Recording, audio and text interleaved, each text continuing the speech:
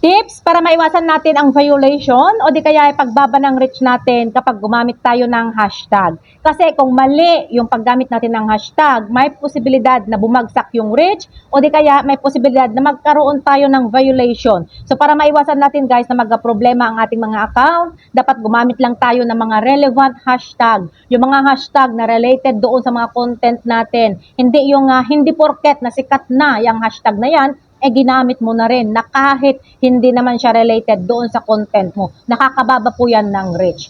Pangalawa, i-check mo muna yung hashtag bago mo gamitin. Pwede mong i-search guys doon sa Facebook. Pag walang lumalabas na recent post o di kaya may warning si Facebook, huwag mo nang gamitin. At ang pangatlo, iwasan mo yung mga hashtag na related sa mga bawal na salita o di kaya yung mga hashtag na related sa mga violence, illegal actividad, hate speech, sexual abuse, self-harm, o di kaya yung mga hashtag na spammy. Kasi pag ganyan yung mga hashtag nito, pag ganyan yung mga hashtag nyo guys, automatic na nire-restrict ni Meta yung mga post mo. O di kaya may mga posibilidad na masyado ban ka na. Kaya mag-ingat po tayo guys sa paggamit ng mga hashtag. At saka huwag sobra-sobra yung paggamit natin guys para hindi tayo ma-spam.